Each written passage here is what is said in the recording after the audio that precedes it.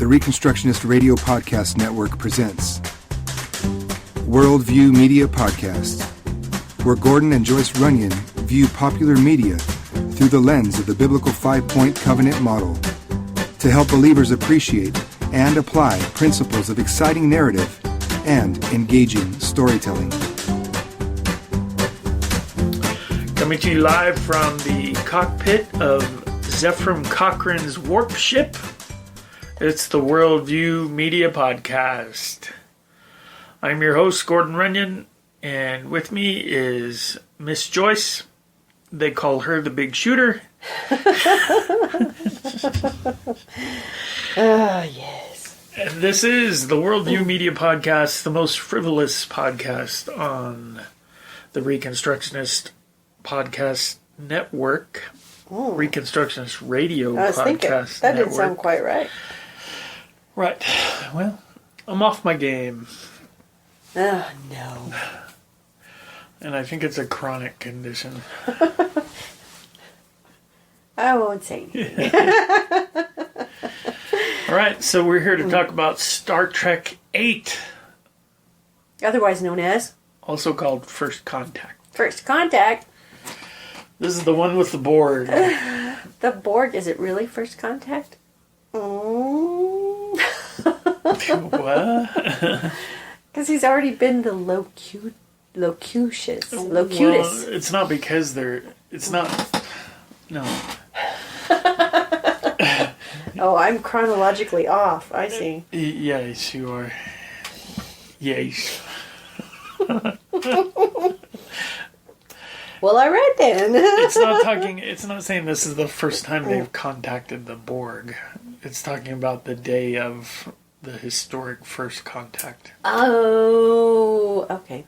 You just now got that? I guess I did. Wow. All right. Well, you learn something new every day. Dropping information here on the Worldview Media Podcast. Dropping some knowledge. No, I just say that for you. All right. So, what'd you think of this movie overall? Well, for me, I really love the music in this. The soundtrack is just so pretty, and the music is just fantastic. So I love the music. Some of the characters are probably a little cheesy. The storyline's okay. You know, it's fun to kind of go back and look at where it all started with these people we've heard about that took to the stars for some kind of Star Trek. Oh, right. So that's kind of fun. And, of course, I think it's fun to look at your heroes as, like, just regular people. And so... You know, this Zephram guy is like really crazy and he's not refined. He's very uncouth. And, you know, there's all this, oh my gosh, it's him. He's the guy that started it all. And, you know, it freaks him out. And I just think that's kind of fun to see him as just a guy bumbling along trying to figure some things out. So that's kind of funny. Right. So it's as if the Star Trek universe has written its own history. And then in this movie, they go back and do a revisionist history. I guess so. Where Zephram Cochrane becomes this deeply flawed individual who's really not... Well, you know, I think he probably was... Who is not deeply flawed? What's our podcast station? I mean, he's drunk all the time, and he's not Remind nice you to of people. anyone? Not anyone I know. I am never drunk. I drink in moderation. There you go. No. That was his error. He had no moderation. But he was always drinking. Yes, very much. And he was, like you said, uncouth and really... just didn't seem to be a really decent guy, really. No, and having said all that, I think there is the possibility that this guy becomes more mature and more responsible, and just he kind of steps into this position that maybe he wouldn't have otherwise if he hadn't taking a trip to the stars. So I'm not saying there's not room for growth in that, but this legend is just a guy that's kind of crazy, you know? Yeah. But see, you stumbled on a thing that is a recurring irritation for me in movies about time travel. Yeah. Because he obviously does mature and he becomes this leader of the people of Earth and all. But does he do that, though, because the Star Trek people come back in time and get him the on conundrum. Right. Would he have done that naturally? Would he have... Yeah. So the hero that the Star Trek people remember, they're the ones that went back and caused him to be that hero. Is that right? It looks to me like that's what happened there. I don't know. And you had another instance of this time travel paradox thing where when the Enterprise is following the Borg ship, it's gone through the time vortex and the Enterprise hasn't yet. And as soon as the Borg thing goes through, the Enterprise sees Earth is different now and it's all Borg. Yeah. Now, wouldn't that mean that the Enterprise failed in its mission? I mean, it's already following the Borg ship back in time. It's already in the same time stream as the Borg ship is. Mm-hmm. And they see the planet as all Borg, which but I think at that point they had the option: do we continue to follow this ship and see what happens, or do we just say, well, okay, it's all over and here we are? Because they saw that change had happened, and he said, keep following them. Right, I understand they had not yet gone back in time, but weren't they in the same, like the little bubble that protected them from timeline changes and stuff? Weren't they already in that? Weren't they already headed chasing the Borg? And I don't know. Well, I can live with it. You're okay with it? Yeah. Well, see, those paradoxes, they spoil it for me a little bit, I think. I think you spoil it for you. I spoil it for me? It's just a movie. Now, that being said, I think this is one of my top 2, probably, Star Trek movies. Franchise. Period. Yeah. And 2 is old Trek. Or new Trek. Well, we don't know. I don't want to divulge that right now. Well, the Trek must go on, is what we know. But I like this one quite a bit. And part of what I like about it is the storyline where the Borg begin to take over the Enterprise. Yeah. And the combat, the war of attrition that takes place there as the Enterprise crew tries to hold them off. Yeah. I just think everything involved with that storyline is really cool. Now, there were some things that I thought were not good. There were things I didn't like about this story. And one of those things was practically everything that took place on the planet. You know, all the chasing Zephram Cochrane around and having the scene with Deanna Troi being drunk. To me, that was all just filler and really didn't do anything to anything. And what I did notice then is the elements of the story that I thought were needless and often very corny and cheesy, they all involved Commander Riker. You know, he had, in all the cheesy, corny scenes, he had a bunch of lines. You know, he was he was throughout. And who directed this movie? Is it the cheese corn? It's the cheese corn himself. Right, this was directed by William Frakes, right?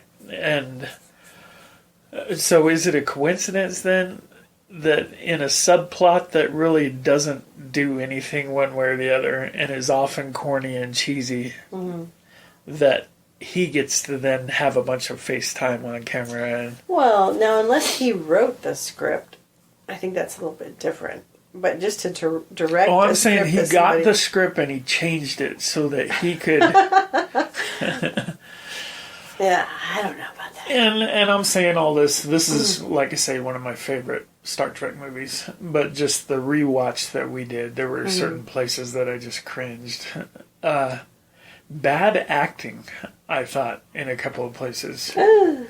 And one thing that I've learned just hearing people talk and listening to other podcasts about analyzing shows and stuff. Yeah. One thing that I've learned that I didn't realize is that it's really tough to act like you're drunk and be convincing. Mm-hmm. You know, Foster Brooks was great. Do you remember that old comedian guy? Yeah. And he had it down. He made it look like it was supernatural, but apparently that's very hard. And the actress playing Deanna Troi did a horrible job at it, I thought. The scene where she's drunk, I just thought, here's a woman who has never been drunk before and is imagining what that might be like.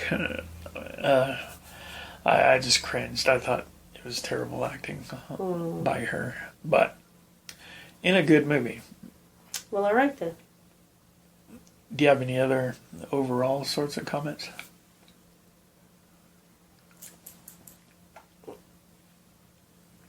Well, I think there is a difference between the two storylines because, of course, everything back on the Enterprise is very tense, scary, and immediate. Things are happening, things are shifting, and then on the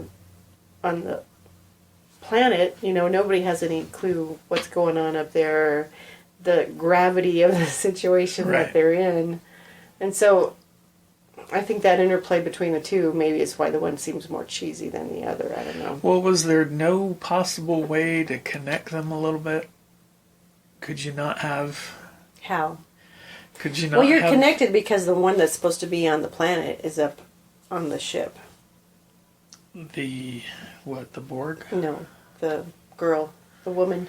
No, I'm saying could you not have Borg on the planet's surface and still trying to I don't think come after the Phoenix and destroy it or something?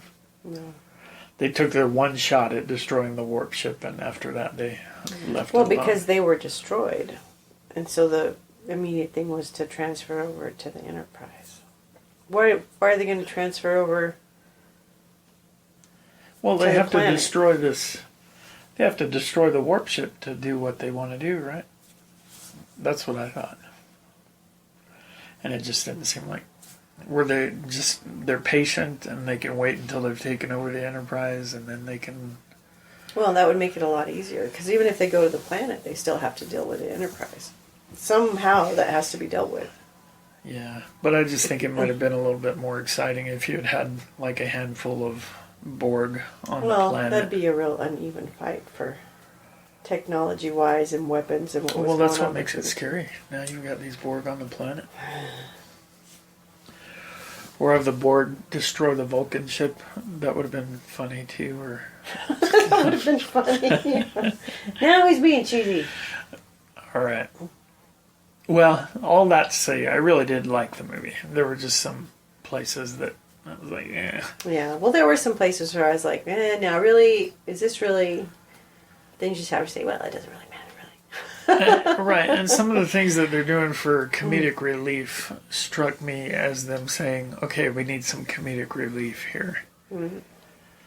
You know what I'm saying? And then just trying to kind of manufacture it out of nothing. And sometimes the whole Star Trek franchise strikes me as presuming that Star Trek fans are going to laugh at whatever we give them to laugh at just because they love the characters so much, and we don't really need to do anything funny. We just need to act like that's what we're doing is something funny, and then that'll pass. But that's been a tradition in the movies, in the Star Trek movies from the beginning. All right. Anything else? No. All right. Well, let's take our break and we'll come back and finish her off. Are you interested in Christian education? Would you like to learn how to be a Christian teacher or how to run your very own Christian school with success? The GCS Apprenticeship Program can help. Learn more on our website at gcsapprenticeship.com. The Reconstructionist Radio Podcast Network brings to you a complete lineup of podcasts where you will hear practical and tactical theology. Our desire is not simply that you consume our shows, but that you also live out your faith in every area of life. We can talk all day long about these things, but if we fail to put them into practice, then we fail as ambassadors of Jesus Christ, our King. Subscribe now to your favorite Reconstructionist Radio Podcast Network shows, or you can subscribe to the Reconstructionist Radio Master Feed, where all of the content we produce, including the audiobooks and audio articles, will pop up as soon as they are available. And don't forget to visit reconstructionistradio.com to volunteer as a narrator or to partner with this ministry financially. May the Holy Spirit stir you into action for Christ and His kingdom.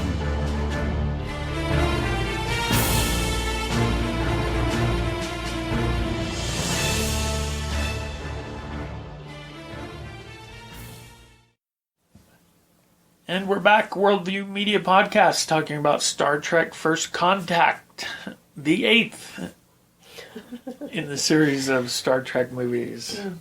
And this is the first one that is just the next generation. That's right. All right. So let's talk about themes, worldview issues. Did anything strike you? I'll let you go first if you have something. Well, it seems like there's something going on with justice. Justice. Yeah. Okay, you're going to have to explain that. Well, Picard and the Borg on his ship, and that this is wrong, and they've done things wrong, and they, kill entire civilizations. The line must be drawn here. That somebody has to take care of this, right. And so he has to be that somebody. So there is some revenge in that, and there's some justice in that. That this is a just thing that we're doing here, and so we will do it even if we wind up dying doing this. Yeah, that was definitely it. I hadn't thought of it in terms of justice. I was thinking revenge. His whole realizing that he was kind of acting parallel to Ahab and Moby Dick. A classic. Dipped in milk chocolate. That's a Dairy Queen thing, right? Moby Dip. Sure. So that's kind of what it seemed to me. He understood at some point that his quest for revenge was going to wind up destroying everything. Mm-hmm. And not really helping anything at all. And it wasn't long ago we were talking about revenge and how there are places where revenge can kind of coincide with justice and longing for justice. Mm-hmm. That's true. There are places where it coincides. But generally the reason the Bible tells us to abstain from seeking our own revenge is because we trust that God is going to put all things right. Yeah. And of course in the Star Trek universe, if anybody's going to do it, it's got to be you, because there's no other. Well, there's nothing that is sovereign in that whole universe. Right. It's just except for Q. And he's something, but he's not in any of the movies. Not yet. Let's hope. He'd be too old to be in the movie now. Let's hope he makes no appearance. So, but justice then leads into sovereignty issues, because if no one is sovereign, if no one is going to right these wrongs, if no one's keeping track of all of the, of everything that's happened, then, well, yeah, you got to take care of it. Well, and in that case, then revenge is all there is. Yeah. Because justice is arbitrary in that case anyway. Well, then revenge is also. Yeah, there were some concepts that were present in the movie that were interesting, if extremely naive, I think. Mm-hmm. You know, the one place where Captain Picard tells the woman from the 21st century that, well, the economics in our day are a bit different. There's no such thing as money, and nobody works for an income, and we work to better ourselves and the rest of society or whatever. Yeah. How's that work? I mean, that has been tried before. And never with success. No. So I don't like to continue that conversation. What does that look like, really? Yeah. Yeah. It stuns me. People who get upset at capitalism and what they believe is inherent greed in capitalism. What's your alternative? You know, what's the guiding principle that's going to make your economy work?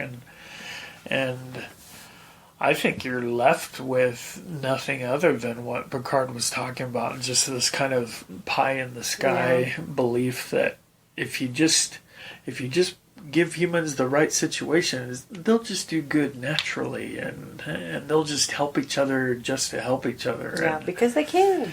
And self-improvement is good, and which is that just a different form of greed? Self-improvement. I'm working to better myself. Well, any capitalist can say that. I'm working. I think anytime you remove God from the equation, from capitalism, it winds up being with greed, and with socialism, you remove God out of that. It's still a thing of greed, you know. Yeah. Anytime God's not in that picture, because He's what gives you that balance to know this is good and that is wrong and this is sin, and so this is how I stay out of those things. Right. You know, any system that's closed without God is not going to work. Right. It's not going to work for very long, and it's not going to be of any benefit to anyone. Right. And of course, we always like to point out that the bottom line motivation of capitalism is not greed, like it's always accused of being. Mm-hmm. That's a perversion of a capitalist system. The founding underlying motivation is rational self-interest. You know, you want to provide for your family, and so you do these things to earn an income, or you want to feed yourself, and so you... Well, but I think there's also elements of being a good steward, and what does that mean to be a good steward? You just put everything in a barn and hold on to it, because now you've got everything in a barn? Right. You know, it's taking care of the things around you. Yeah. And doing everything that you're doing for God, not for yourself. Sure. Okay, so I did notice that little conversation, and it took less than 30 seconds, but it's the sort of thing that sticks with me when I watch a thing. So the whole rest of the movie, I'm just thinking, what? How do they even imagine this? What, are they crazy? Well, and then related to that, there's the whole Star Trek universe, their fictional history of how Earth fixed itself and how humans fixed themselves and got to be better, and their mythos is that one day the Vulcans show up, and the resulting knowledge on the part of humans living in the world that, oh, we're not alone. There's something beyond us. That this then transforms everything. And what they said in this movie is that after the Vulcans show up, then Deanna Troi says poverty, disease, war, they're all gone within 50 years of the Vulcans showing up. Yeah. And it's all based on this realization among the humans that there's something more than just us. Mm-hmm.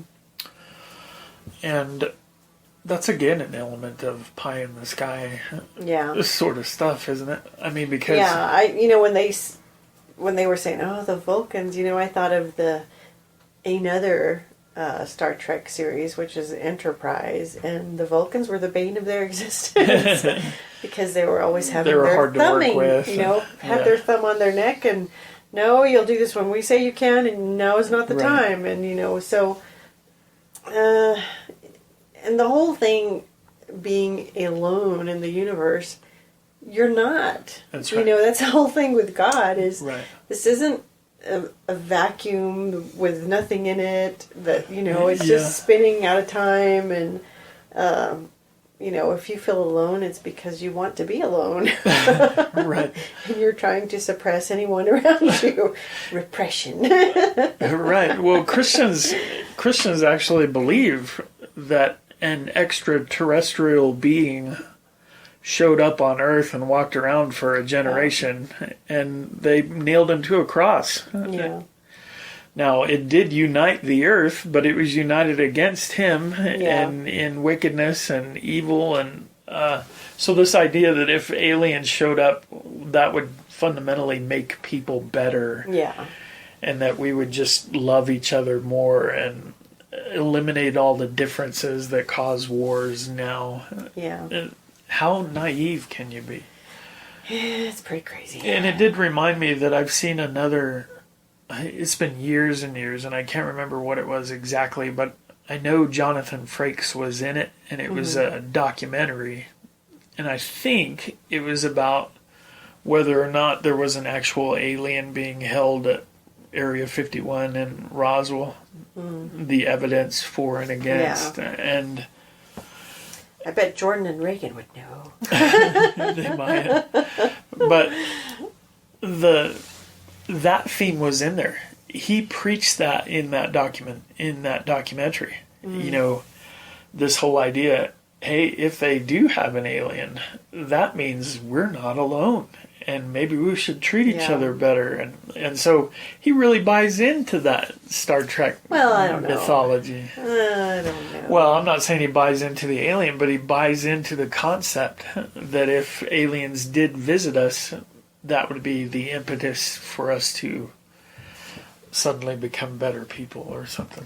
Well, and that's really unfortunate, because if we can't treat people that are like us with the same dignity and respect that we would want, why would we treat someone who is not like us in that way? And you look at the abortion issue or euthanasia with elderly people, or they are like us, and we say, oh, well, the we would, victims are like us, Well, if I was really old, I wouldn't want to be around. Right. Or if I'm just so young and I don't know anything, and I'm so small, nobody can see me, then I can do whatever I want with these people because,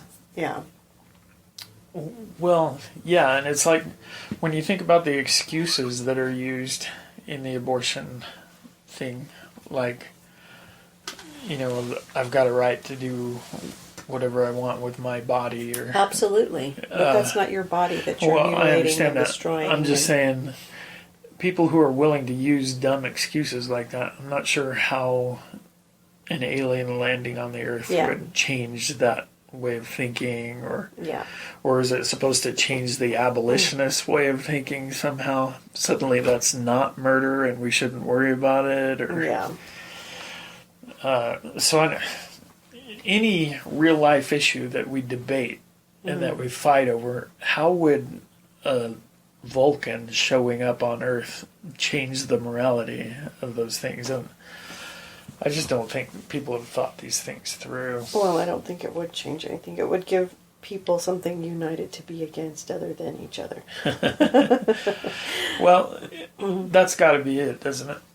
I feel like maybe this is just me being sentimental, but I remember in the immediate aftermath of the original 9/11, right after the towers had fallen, I think in my job and dealing with people and stuff like that, I think that I did notice people being friendlier to each other and to me specifically out on my route and stuff. That lasted about a week. But I almost felt like that was something real and I wasn't imagining it. That people that I didn't know were just... I was kind of impressed with how friendly everybody was for a few days at least. And I think that's the theory that some folks are going with, that if you have a big enough event that it has enough magnitude about it, that it would make us kind of permanently treat each other better or something like that. That must be the hope, anyway, that they're operating with. I don't know. But I'm, call me a glass half empty guy. You? I thought that was me.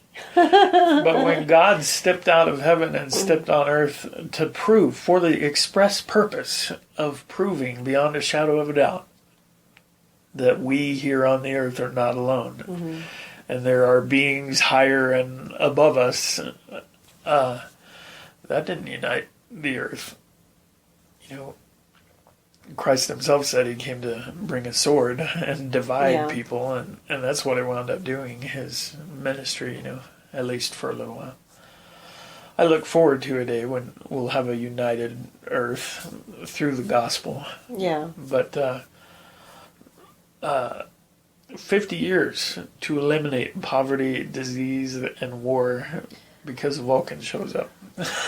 Well, yeah, I don't think it'd be because the Vulcan shows up. It's because, Jesus steps in and changes your life, and suddenly I don't need all this stuff and I can help somebody else. Well, definitely that's we how could it have should work. Yeah. no poverty and no I think we're headed there. And, yeah.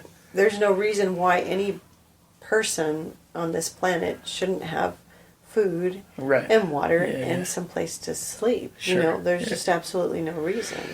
And we are headed there. So you kind of then point out that Star Trek is positing a pseudo-millennium. Maybe or a so. Secular millennium or something like that. But it's based on things that aren't real. Oh, well, absolutely. That aren't really plausible. Yeah. They aren't. Sure. But, a lot of things have come to pass from that universe with, the communicators. I'm still rooting for the transporter myself. Oh, man. Yeah. I could absolutely deal with that. I would take the thought chance. about that. This is a rabbit trail, but I've thought about that. What if you had a transporter and you had that technology? And then let's say a small town like ours had like one transporter that you could go to and put in your token or whatever, and you could transport. Yeah. Would there be a traffic jam on the way to the transporter machine? I mean, like if you're in Los Angeles and you put 20 transporter stations around, and that lets people go to those transporters and then go work anywhere in the world, would there be? Would that eliminate traffic jams or just redirect them? So now there's a jam. Well, I'm sure it's going to be redirecting that stuff, but even just to operate would be worthwhile. Right. But it would be pretty cool to get to, just take off to Italy for some Italian food sometime and come back the same day. I'm not even thinking like out of the country type travel. I'm just like, if I could go see the girls and bring them back or just have them come home and let me go get them at all. But yeah, exactly. That's a good thing. And I related to that, what do they call it when they make the food? What's that machine? When Picard orders his... the Earl Grey hot? Earl Grey. What is that? Man, it's just flown out of my head what that machine is. I should know what that is. Maybe it'll come to us before. But that'd be a related technology where they're taking... I think in Star Trek Enterprise, the series, they said that that's what they do with their garbage. Is that they just they use that mass and change it into something else. Replicators. The replicators. Yes. That's it. Yeah, so those are the two Star Trek inventions I'm really rooting for. Oh, and the holodeck. Now we have some of the holodeck. We're getting there. We're getting there. Yeah, that'd be all right. So that's something frivolous, but fun. No, you could actually do some training and stuff with that for a lot of different things, like medical training. You could have holodeck patients and I mean, the possibilities are pretty endless with that. So I'm rooting. Somebody hoping build for that these one. things. Somebody do it. All right. Anything else on Star Trek 8? Oh, right at the end, Captain Picard does offer to sacrifice himself for Data's freedom. Yeah. And we have talked about self-sacrifice in Heroes quite a bit, and there it was.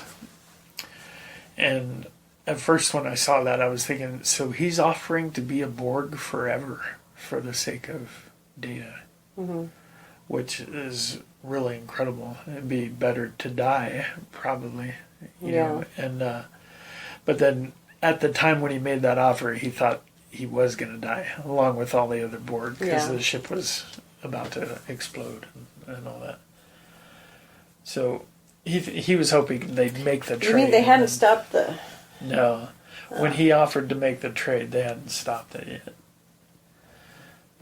Because they were about... In fact, he thought the trade was underway, and he told Data to leave, and that's when Data said, "No, I'm staying. You're just going to be a drone." Yeah. Data. He was something. He was tempted for 0.68 seconds. It was a lifetime. That's interesting to me. I'm not sure how much we can talk about it, but it's interesting to me. I guess that a real artificial intelligence would have to actually... Well, you'd have to be able to make decisions and assign moral values to one thing versus another. And yeah, I'll get in my whole spiel about artificial intelligence and why I don't really think it's possible. But we'll save that for some later. Other... Yeah. You know, when we should have done it was for that Deus Ex. Yeah. Yeah. Yeah, that's what I was thinking. But they didn't have any problems with doing whatever. There was no delay. Right.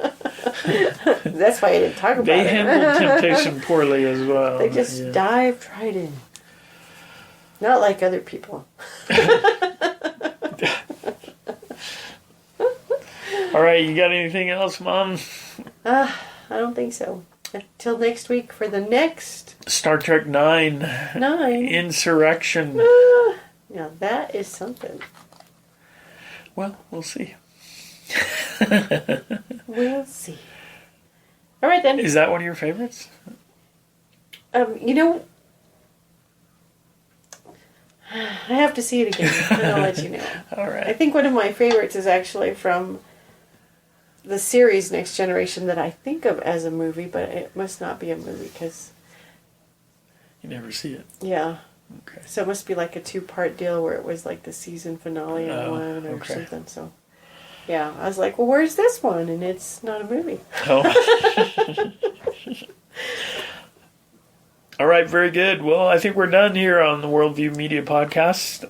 Hopefully, what is the word I'm looking for? Hopefully, the words that are coming into my mind I don't want to use. Hopefully we are priming the pump, so to speak, of creative juices and getting people to think about it doesn't take much. You know, that's the one thing that I kind of wanted to point out about this show. A couple of things that Picard had to say about what their society was like, and a minute talking about the history of Earth after the Vulcans.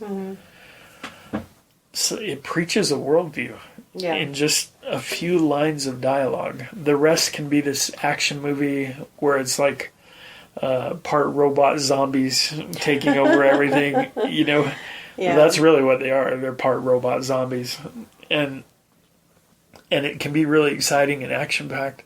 But just those few little lines peppered in, and suddenly the thing is preaching a worldview. Suddenly.